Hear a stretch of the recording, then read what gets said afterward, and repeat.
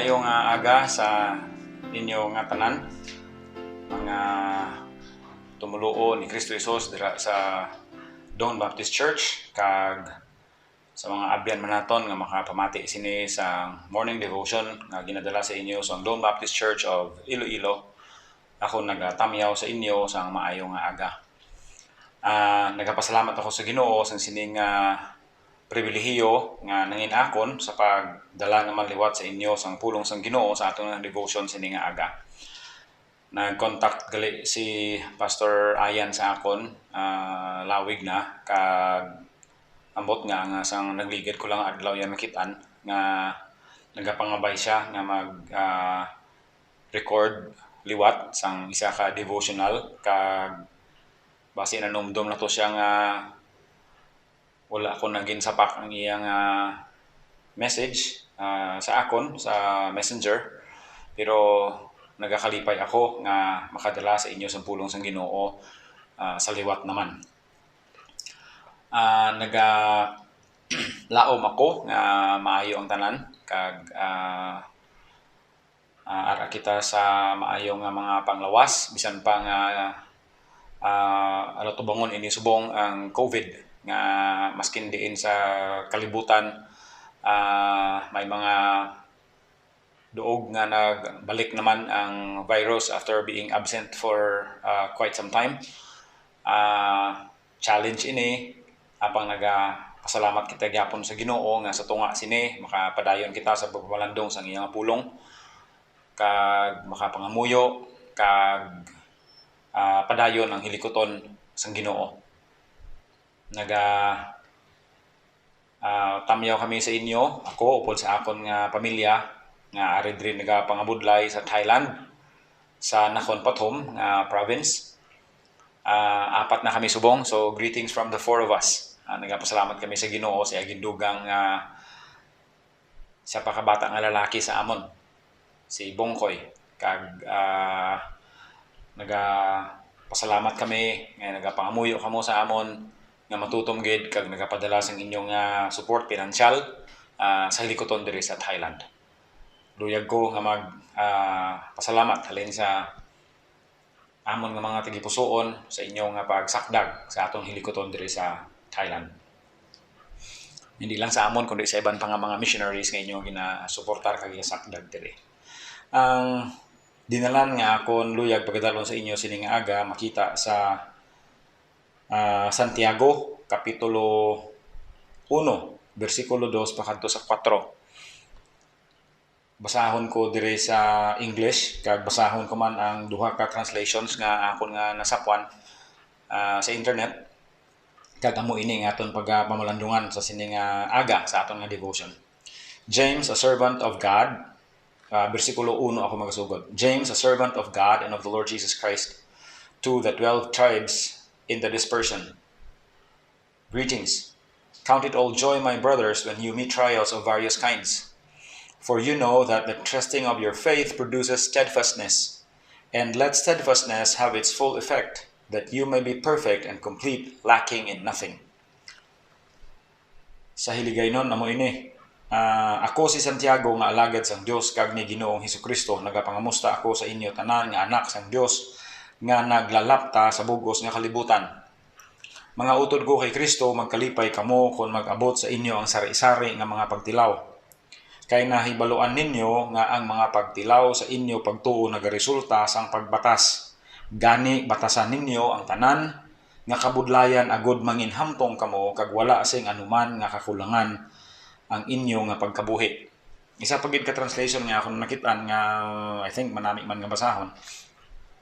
Silang niya diri, si Santiago, isa ka alagad sang Dios kag ni Ginoong Hesukristo, sa napulong duha ka tribo nga nag-alaplaag pag-abi-abi.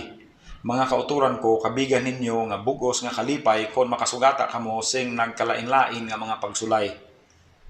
Nga nahibaluan ninyo ini nga ang pagtilaw sang inyo pagtuo nagahikot sing pagpailob, apang magmay-iya nga himpit nga buhat, ang pagpailob agud nga mahimpit kamo kag mabugos nga walay kakulangan. Tugutin ninyo ako nga challenge sa aton tanan gamit ang ini nga dinalan sa pulong sang Ginoo nga magpalig-on sa aton, nga mag-angkon kita sa nagakaigo nga panghuna-huna sa aton nga pag-atubang sa mga pagsulay o kung sa mga pagtilaw nga ginatugutan sang Ginoo nga mag-abot sa aton nga kabuhi. Kung may ara kita sang intsakto nga panghuna-huna sa pag-atubang sa mga pagsulay, maayo ina nga bagay tungod kay amo ini ang kinahanglanon agud nga matuman o kung mahuman ang aton nga handuman nga manginhamtong nga mga sumulunod ni Kristo. Sino bala sa aton ang wala naghandom nga mangin hamtong nga tumuluon ni Kristo, nga sumulunod ni Kristo Jesus? Kung dugay ka na nga Kristohanon, sa subong siguro nga imo pagpanglakaton upod sa Dios, kabalo ka gid nga dapat may degree na sang pagkahamtong ang imo nga kabuhi. Well, kung ikaw bago pa lang sa pagtuo, nabaluan mo man nga ang tinutuyo sa imo nga padayon nga pagkabuhi, sa imo gintalikdan ang sala, ang imo ginbaton si Kristo Jesus nga imo nga personal nga manluluwas, nga manginhamtong ikaw sa tubangan sang Dios.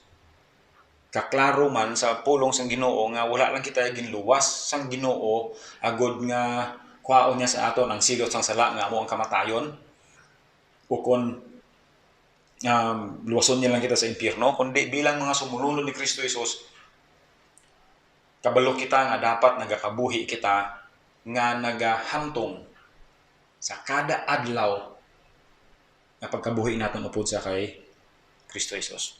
Magapangamuhi kita na.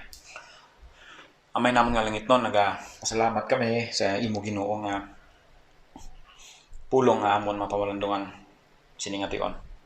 Giyahi kami Ginoo sa imo nga balaan nga espiritu, good nga hindi lang nga maintindihan namon ang imong pulong, kundi nga magamit namon, maaplikar namon sa ang pagkabuhi.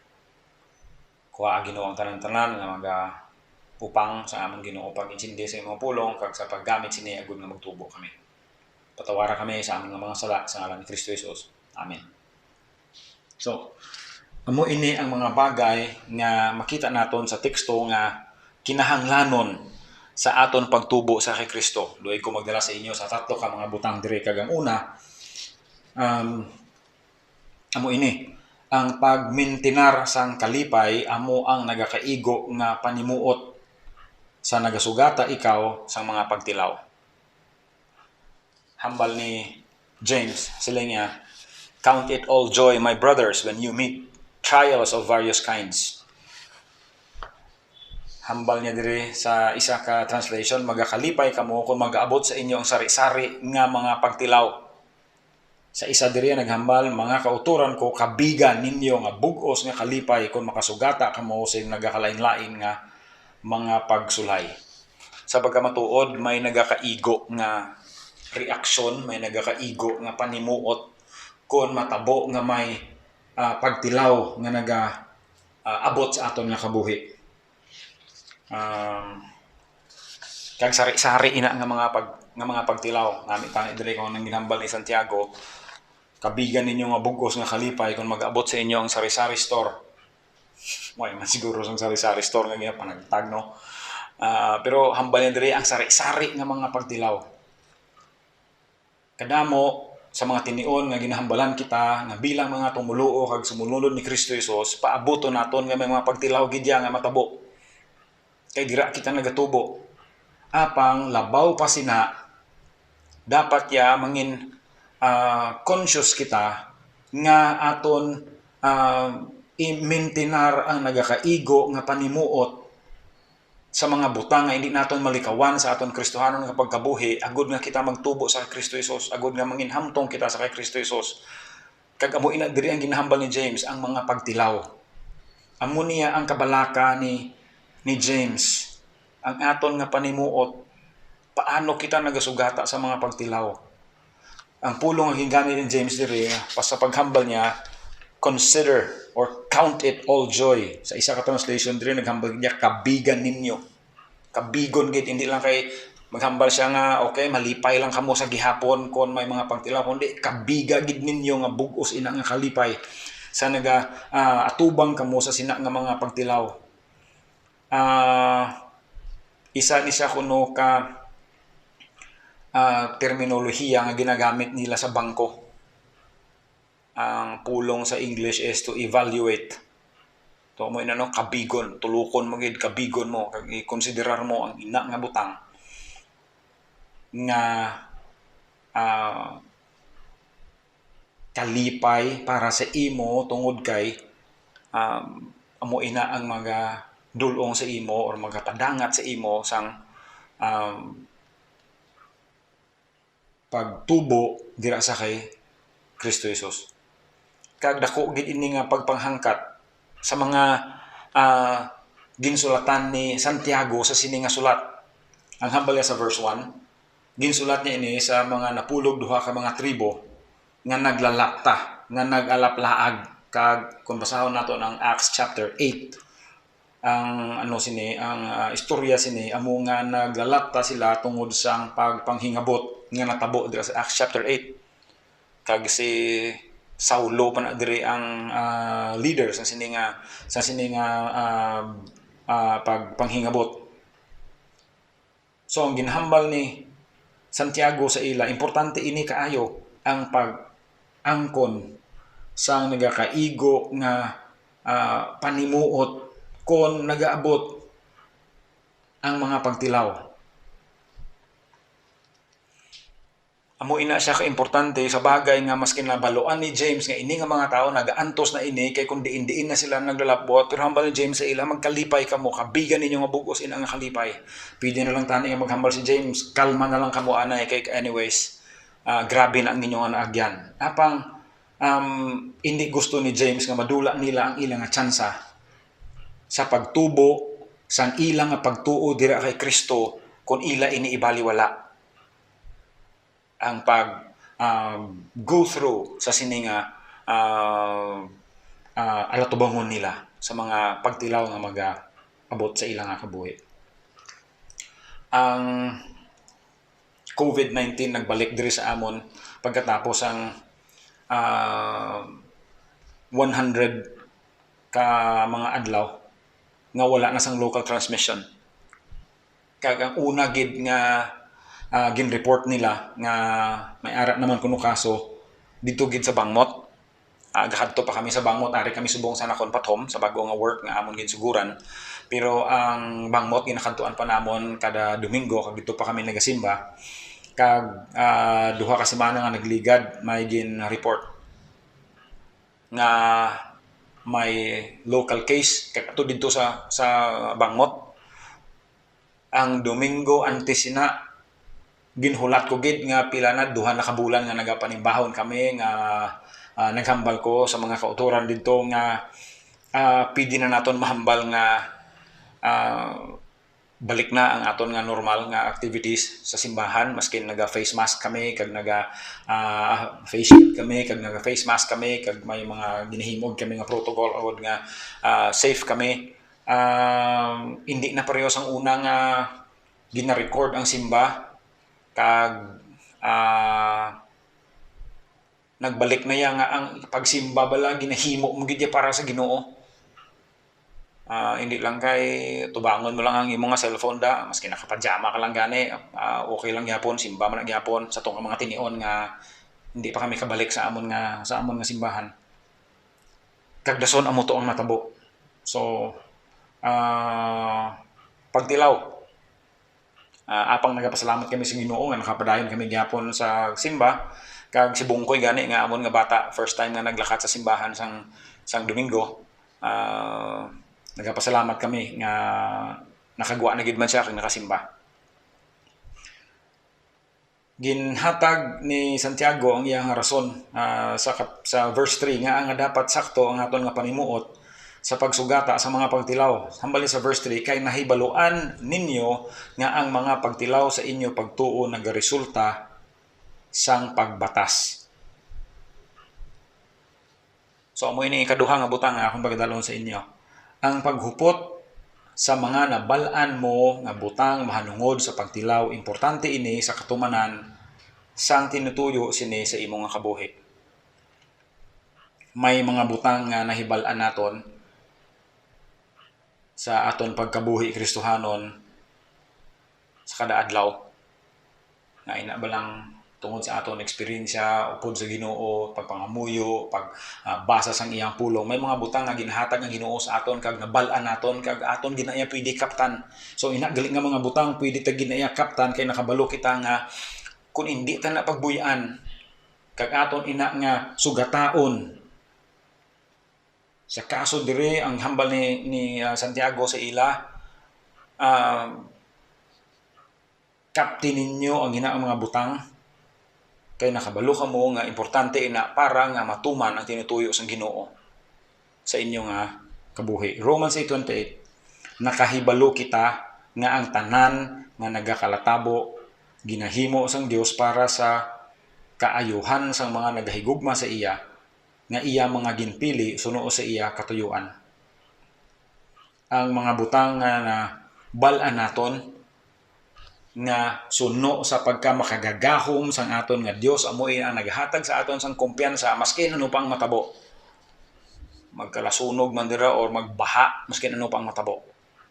Amoy na ang naghatag sang kumpiyansa sa aton kay nabalaan ta na lang mabutang. Amo na hambal ni James dire, nabalaan gid ninyo nga ang mga pagtilaw sa inyo pagtuo nagaresulta sa pagbatas.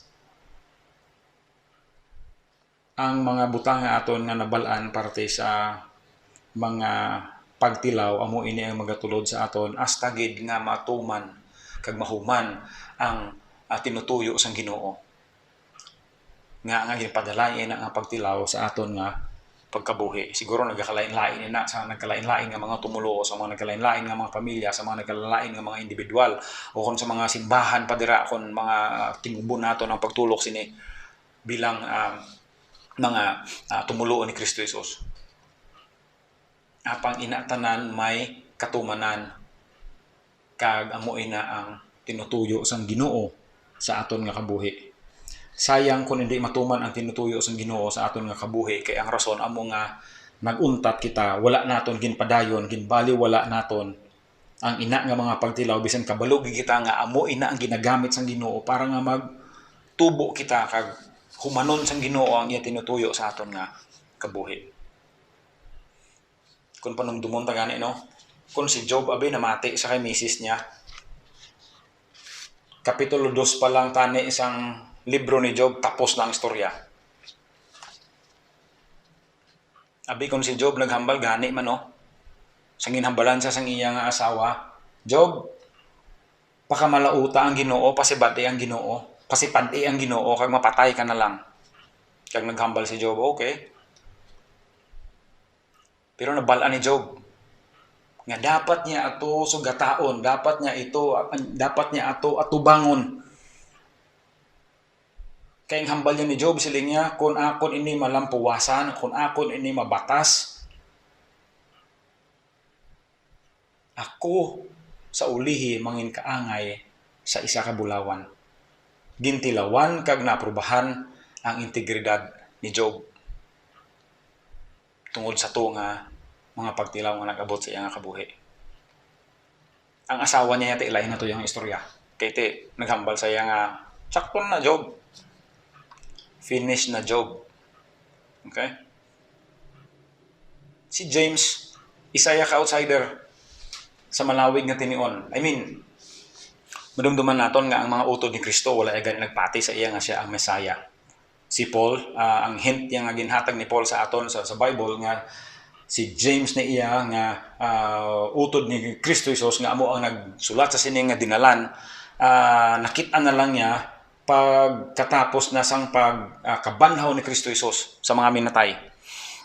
Sa Acts chapter 1, may 120 kabilog nga mga tumulo si Kristo Jesus nga nagtipon ato dito si James kay ang iya ang hambal sa Bible, his brothers were there kag ang iya nga nanay. Pero may mga dinalan sa Marco, may mga dinalan sa John nga ilan lang niya ginhimos si Kristo Jesus ginhambal dali na.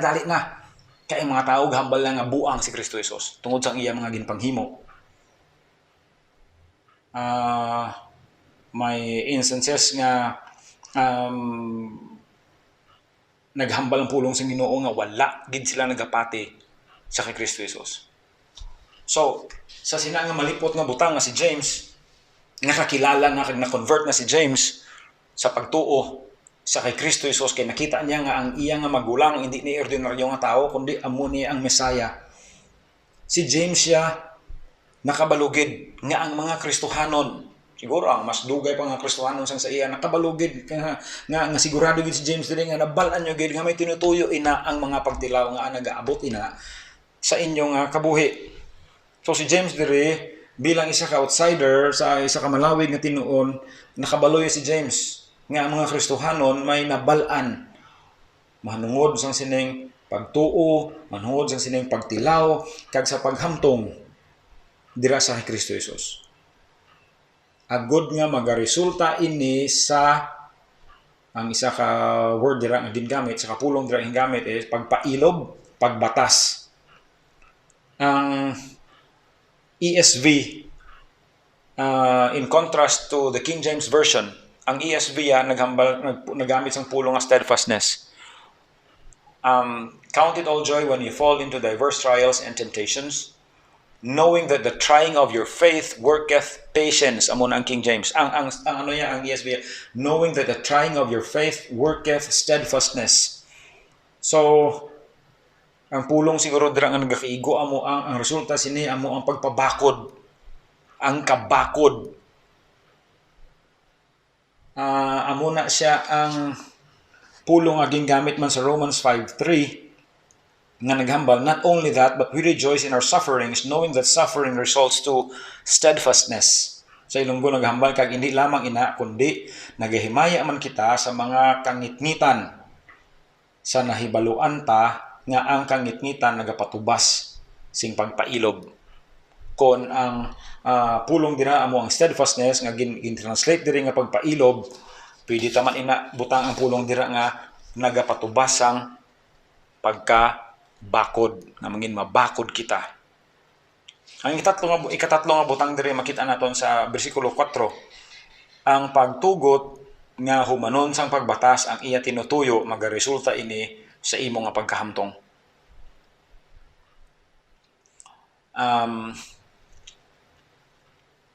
Kung may pagbatas kita nga may kabakod, butsing ganon, kung nagaabot ang mga pagtilaw, kung nagaabot ang mga pagsulay sa aton nga kabuhi, wala kita na reklamo, wala kita nagareklamo, nagabaton kita, nagaatubang kita, kag nagasugata kita sa sining nga mga pagtilaw. Ang hambal ni Santiago diri, tatlo ka mga butang ang matabo. Siling niya, apang magmay iya nga himpit nga buhat ang pagpailob agud nga mahimpit kamo kag mabugos nga walay kakulangan. Ang una nga butang mangin himpit kamo. Amo ini ang amo ini ang matabo. Mangin himpit ang isa ka tawo or ang isa ka bagay kun nagakaigo na ang ina nga bagay nga gamiton sa tinutuyo kung anuman ang ginpartinisar nga tinutuyo sang Dios para sa sinang nga bagay or para sa sinang nga tawo. Kung tulokon naton ang isa ka sapat nga sakripisyo sa Ginoo kung ilan na nga ihalad sa Ginoo bot sing ganon himpit na ina nga sapat. Pwede na nga sakripisyo sa Ginoo. Ang ining pagkahimpit gakatabo ini siya tungod sang pagtilaw sa aton nga kabuhi.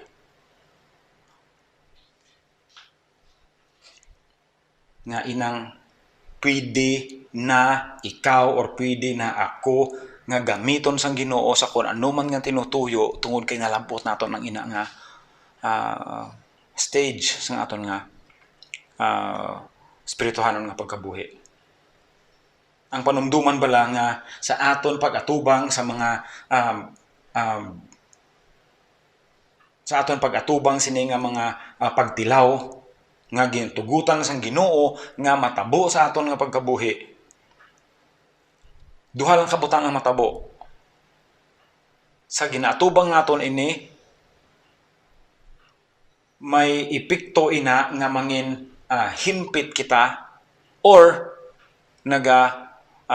nagabuhin sa aton nga pagkahimpit. Kag maapektuhan ang aton nga pagka-mapinoslanon sa Dios.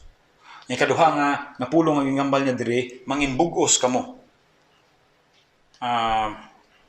Ang himpit sa English is perfect. Of course, hindi siya sinless perfection. Dason ang ikaduha diri is complete. Or amo ni siya ang iyagin translate nga mangin bug-os kamo. Ang buot singanon sini, kung balikan naton ang sapat nga gina-sacrifice nila sa Ginoo, ginahalad nila sa Ginoo, mga sapat ini nga wala sang depekto. Pati gani ang mga priests nga gamiton sang Ginoo dapat ang wala sang disfiguring and disqualifying blemishes sa ilang lawas. Isa ini siya ka huragway sang laragway sang sa dalayon bala nga pabilin kita kag naging ginabatas naton nga may kabakod ang ini nga mga pagtilaw nga nagaabot sa aton kabuhi sa dalayon gakadula ang kaluyahon sa aton nga kaluwasan kag gakailisan sa maayo nga pamatasan nga magamit naton sa aton nga pag-alagad sa Ginoo. Amo ini nga sa kada adlaw kung nagabilin kita kag naging mabakod kita sa atong pagsugata sa sini nga mga pagtilaw. Tsansa ini para sa aton nga malutos naton ang sala nga nagaatorgar sa aton kag mailisan sang bag-o nga mga pamatasan. Hasta nga sa kabilugan takos kita na mag-alagad sa Ginoo. Amo ina siya ang pulong nga gingamit dira. Sa pulong nga completeness mangin mabug-os. Ang ikatatlo, lacking in nothing, walay kakulangan. Ang buot sing ganon, sa bisan ano nga bagay wala sang kulang, handa pwede gamiton, takos nga gamiton. Amo ini ang nilagamit nila nga pulong nga kon ang kasoldadusan mapirdi sa ilang nga pagpakig-away, napirdi kay kulang pa. Kon nagapangampo ang isa ka tawo sa iya paghimakas or sa iya pagpakigbato, nangampo ato siya kay kulang pa. May kakulangan. Or kon mapaslawan ang isa ka tawo sa paglabot sang talaksan sa iya nga pamatasan or sa iya nga pagkabuhi, amon siya ang pulong nga ila ginagamit. May kakulangan. Makita naton diri nga kung nagaangkon kita sang insakto nga attitude, sang insakto nga panimuot sa pag-atubang naton sa mga pagtilaw nga nagaabot sa aton nga kabuhi, maganar lang gid kita, hindi gid kita yung mapirdi. So, gusto ko mag-recap sa aton nga mga lessons sa sininga aga. Maintaining the attitude. Hambal sang pulong sa Ginoo, count it all joy when you fall into diverse trials. Nga ikaduha, hold fast the obvious. The Bible is full of verses about how God brings about His purpose because He is sovereign. And we are not ignorant of these things. The Holy Spirit, the Bible, is teaching us things that help us to realize that it is important to go through the inevitables when it comes to living the Christian life so that we grow, so that we mature.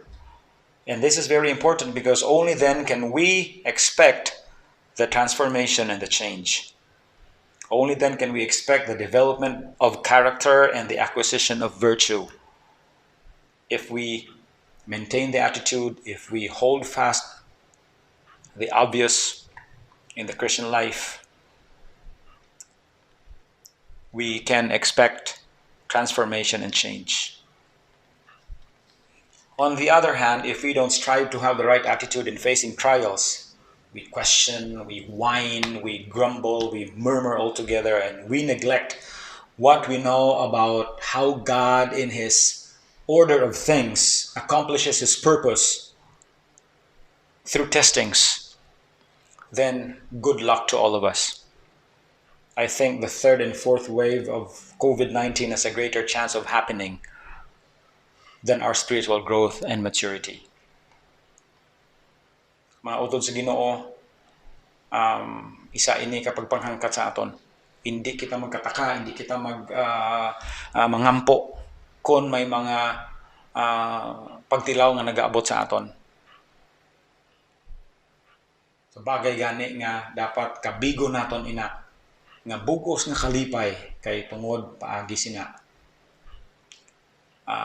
manginhamtong kita, mangin mapinoslanon kita sa aton nga pag-alagad sa kay Kristo Jesus nga aton nga Dios. Ano ang imo mahambal kon ang isa ka atleta gusto lang niya mag-champion pero hindi gusto mag-practice, hindi gusto magpangabudlay, hindi gusto magbugtaw kon aga kag magpa-condition sang iyang lawas kag mag-practice gid kun ano man ina nga sport ang iyang gusto nga mangin champion siya.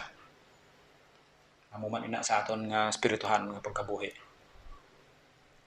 Kabigo naton nga maayo ini nga mga butang para sa aton kay amo ini nga aton nga itubo. So, I hope naglaom ako nga nangin encouragement ini para sa aton tanan sa basta subong nga ara pa kita gyapon sa pandemya.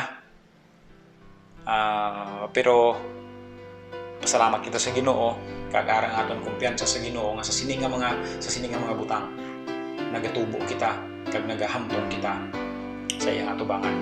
Salamat gid kag maayong aga sa inyong tanan. Sawadee kap.